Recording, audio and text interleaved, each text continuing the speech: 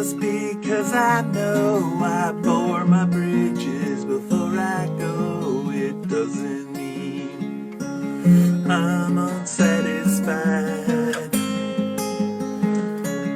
Just because you see this emptiness inside me, it doesn't mean I'm as deep as that implies.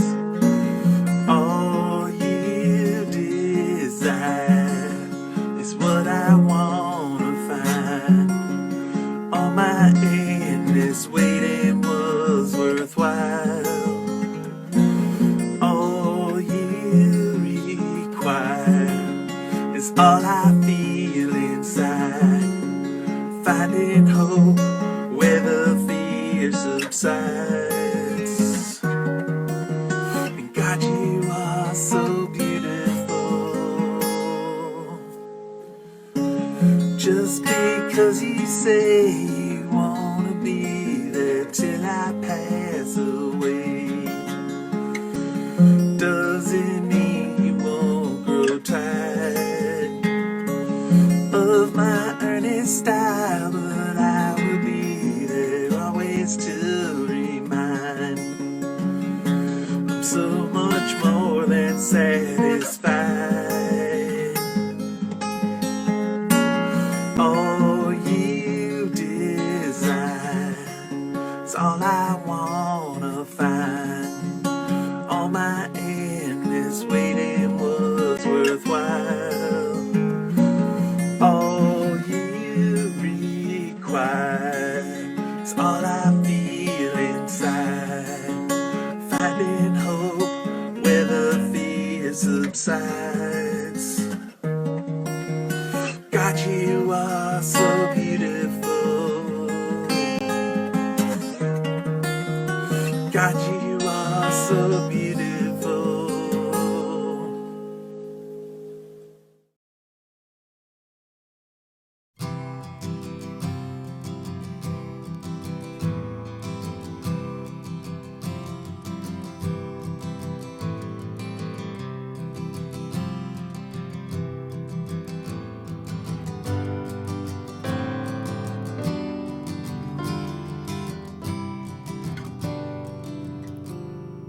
Up all night, close to the break.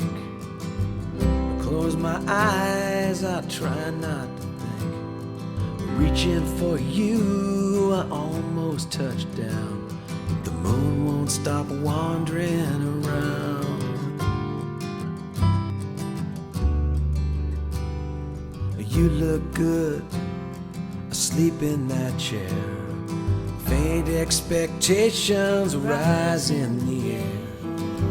When you awake, I won't be found. This moon won't stop wandering around. Wandering around, wandering around, all through the evening, never a sound.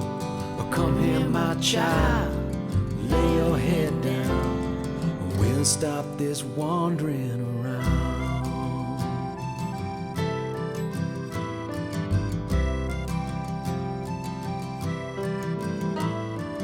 You were right, I can't be read. Close that book, lay it down by your head. You were the story, in you I was bound. The moon won't stop wandering around.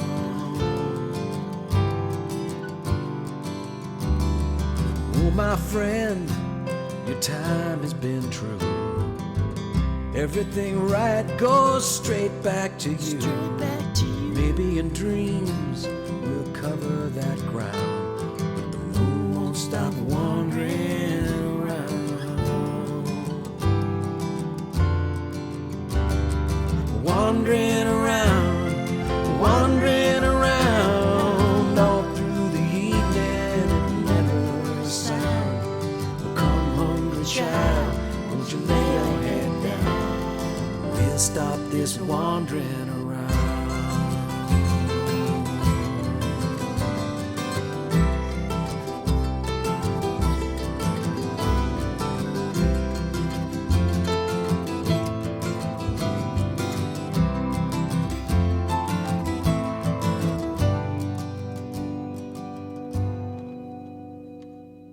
if I pray, and when I die, you can have all these tears that I cried. One heart was lost, one will be found. So much for wandering around. Wandering around, wandering around, all through the evening and never a sound.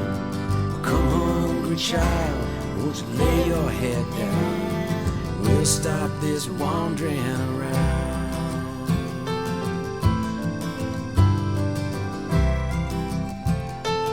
We'll stop this wandering around.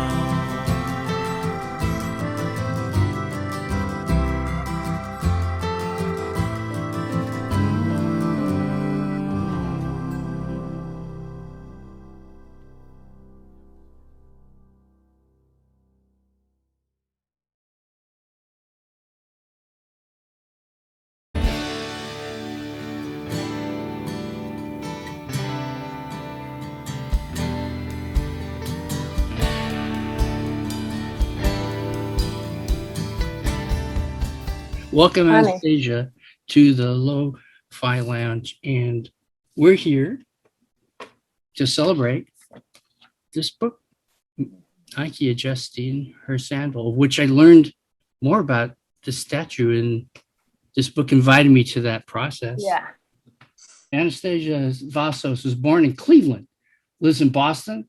Her poems appear in Rhino, Swim, Rusted Moth, Thrush Poetry Journal, Lily Poetry Review, Nix's Mate, yeah. His Mate, Comstock Review, among Joe Guvia Outermost Poetry Contest. Her poems, Tino's August 2012, are named Poem of the Moment. She's the author of Nike Adjusting Her Sandal by Nix's Mate, 2021. So it's brand new. It's brand new. It's just hot off the press. Yep. Best of the Net finalist, and she is a reader for the Lily Poetry Review, speaks 3 languages, not 1, not 2, but 3. And is also a long distance cyclist. She lives in Boston. And even though she could have ridden her bike all the way to California, to Redlands, California, she's right now actually in Boston. I didn't. You did. Even though I could have, I didn't. So glad to have you here and talk about a book that's so new for you. Didn't you just have a launch party thing? Yeah, we did last week.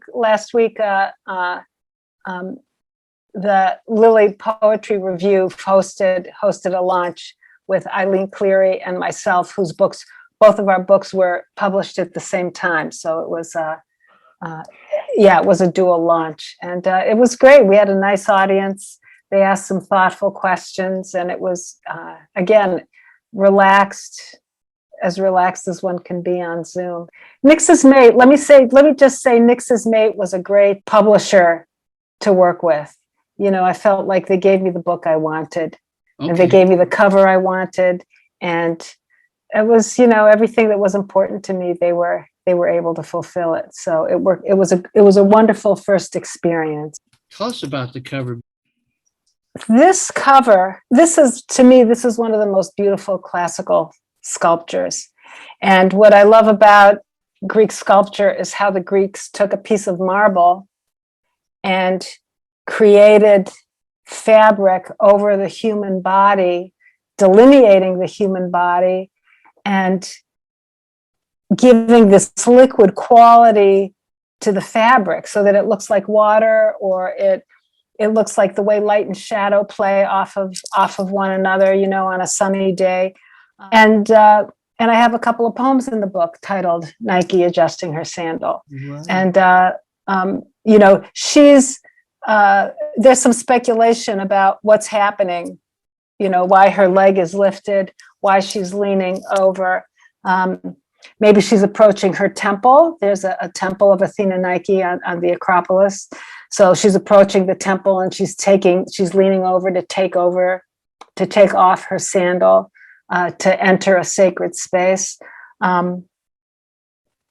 I like to think that, maybe it came undone, and on her journey, whatever her journey is, she's just stopping to tie it up. And I thought that was a beautiful metaphor for any person, any woman's journey through their life or through their reflections on where they come from and so on. You stop, you adjust your sandal, and then keep going. Nike adjusting her sandal.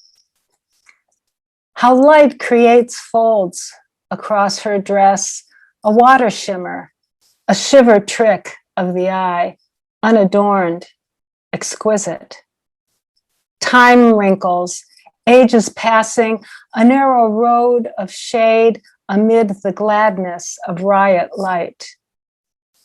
She steps across one poem at a time, her feet wet with words, the subtle harmony of some unknown thing.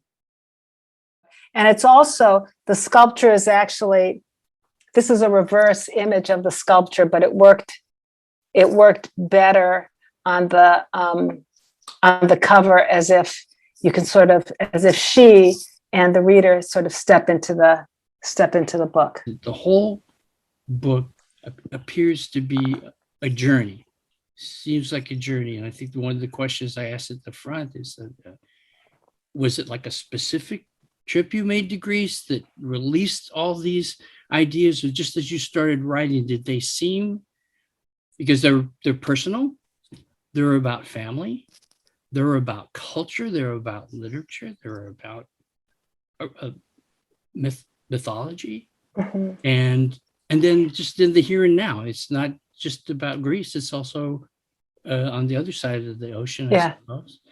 It's like a concept album, in rock and roll. It'd be like a right. album. Well, I've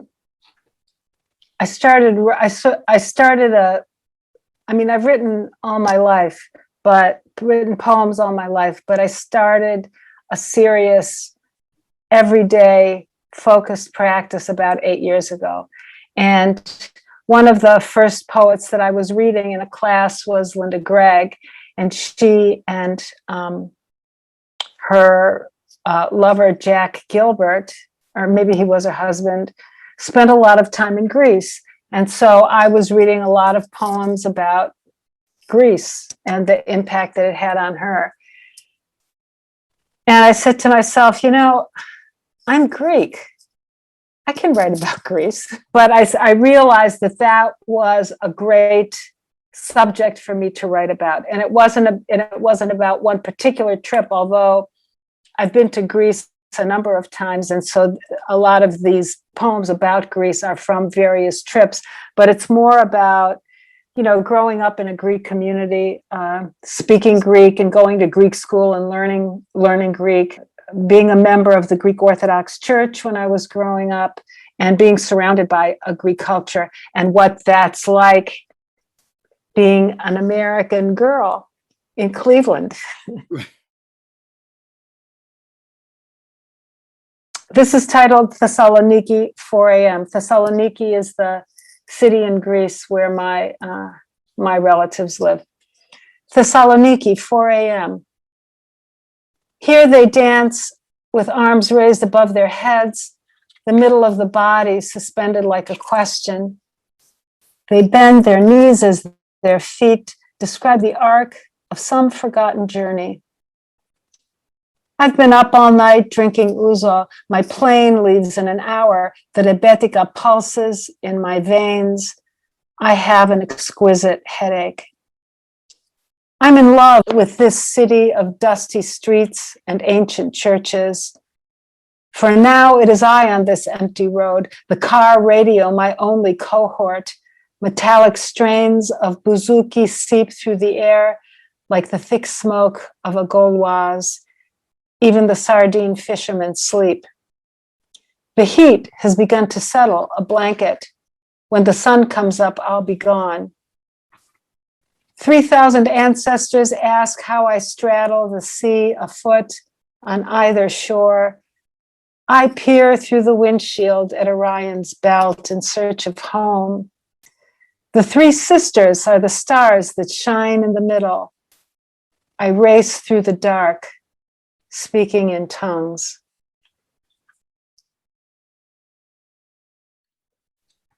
Well, it's a landing, and it's a great way to start this book. And even from the first, just the drink and the food and the dancing arms, it was like, oh, Anthony Quinn.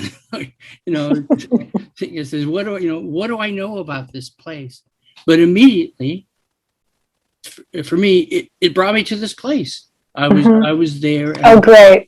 And I think what happens throughout the book, but especially with this particular poem, is that there's a specific beginning of these poems. It's like there's an end of that journey too. I was really concerned with structure when I said to myself I wanted to publish a book. I was very concerned with the structure and the arc of the book and what was the story that it was going to tell. And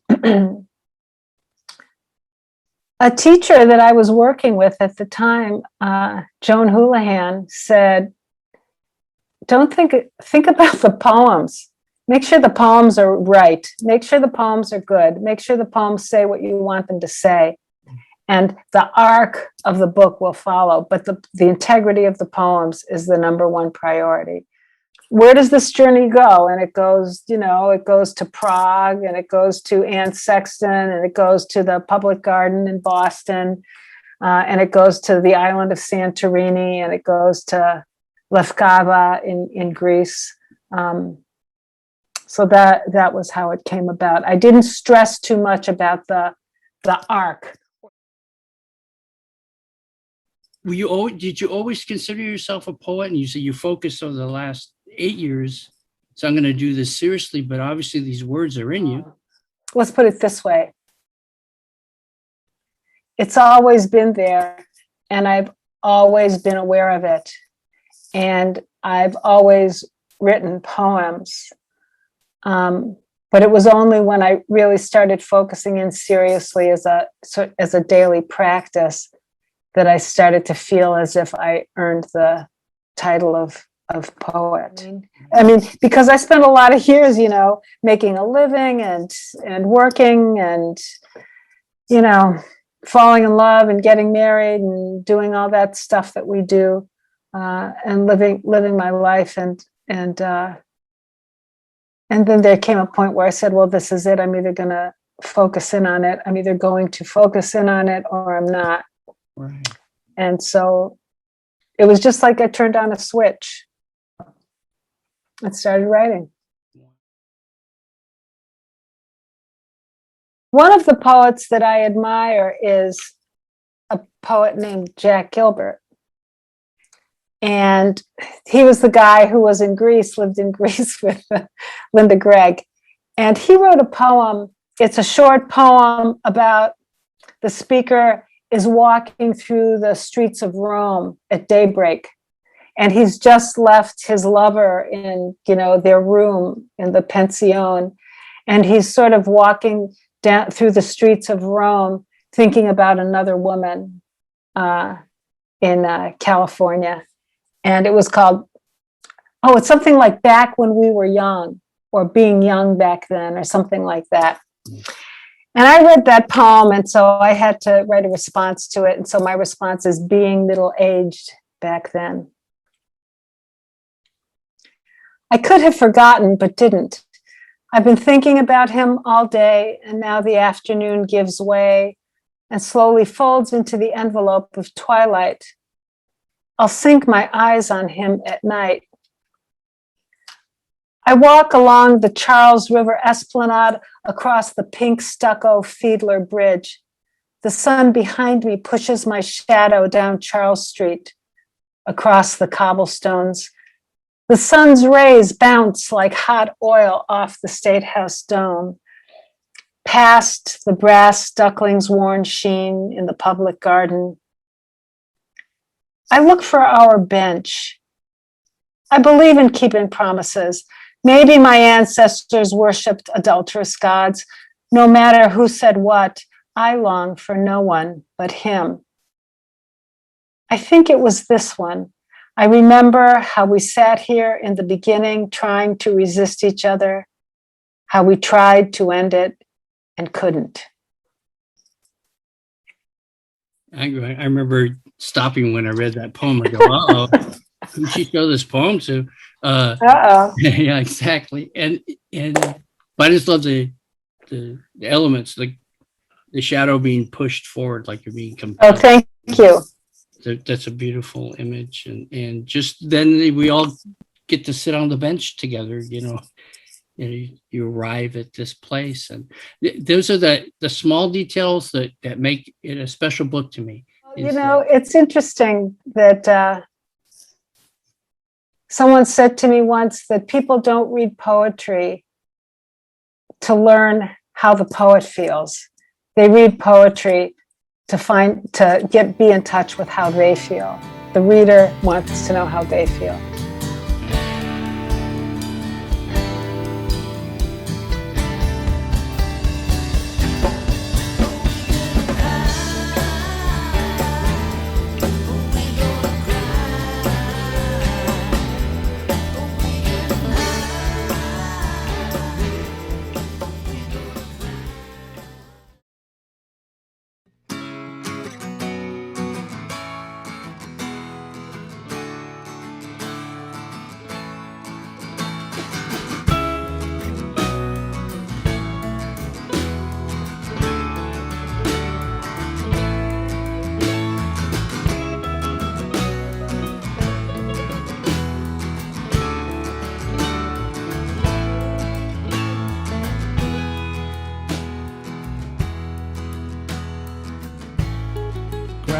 It is green, cool beneath our feet. Honey, it's sweet. It's sweet on the bread. The sea and the shore,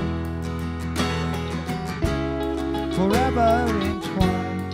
They all sing the same song. Please come down the coast.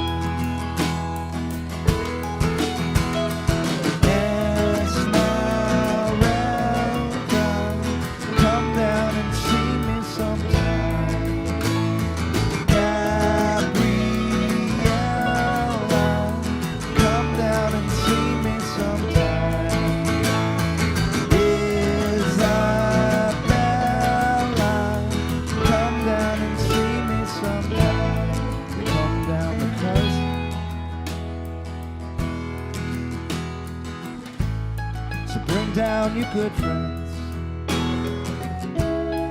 bring down the madmen,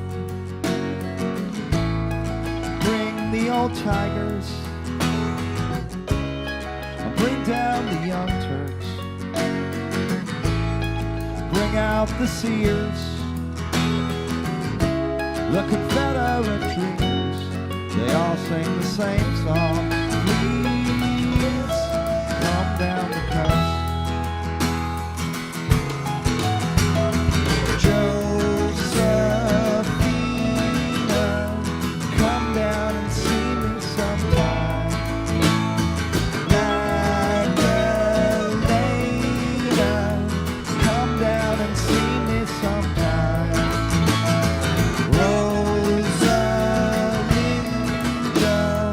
Come down.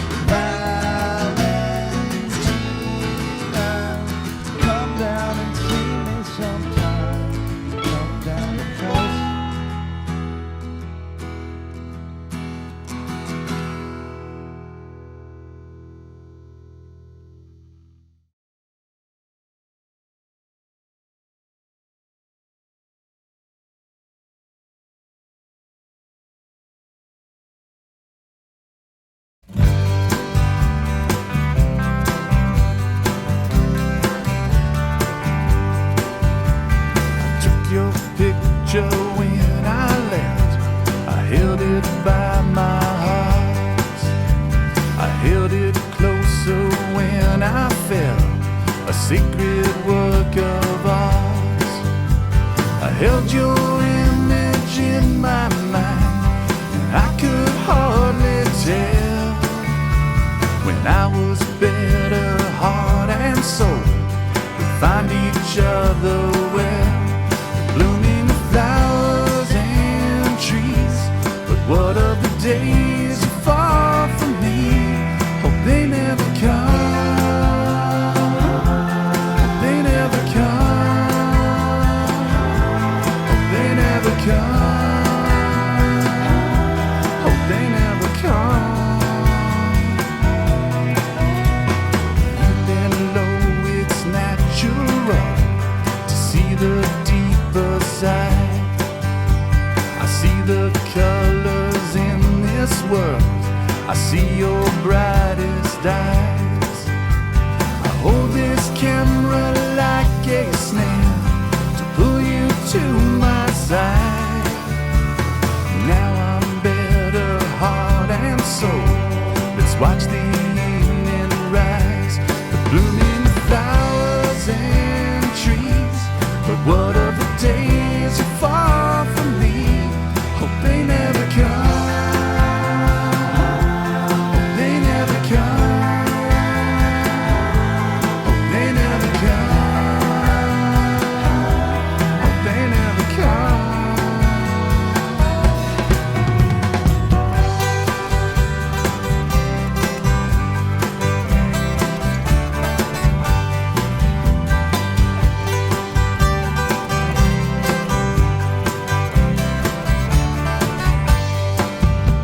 I'm sorting out our pictures here, like paper memories.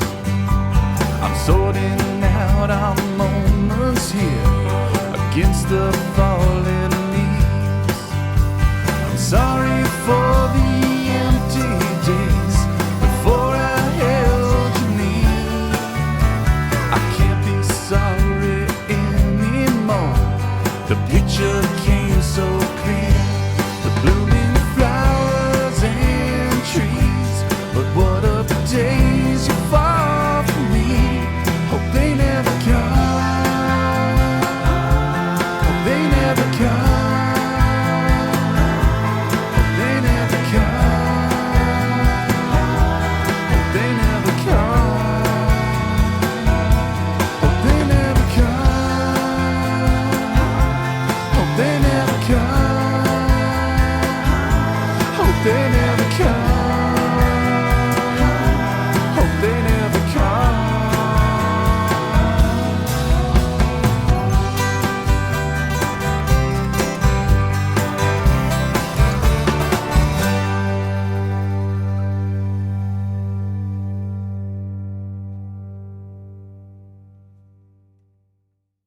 Hey folks, thanks for hanging out at the LoFi Lounge. We'll see you all next week. Wait, we got one more thing. Not country, not pop, not anything but pure music from the soul was Glenn Campbell. And all those years ago, his sound swept me up into an understanding that you write a song to be sung, to be lived. Words carried away. That's what he did. So for me, forever, Glenn is still on the line. And I need you more than want you, and I want you for time. I'm the Wichita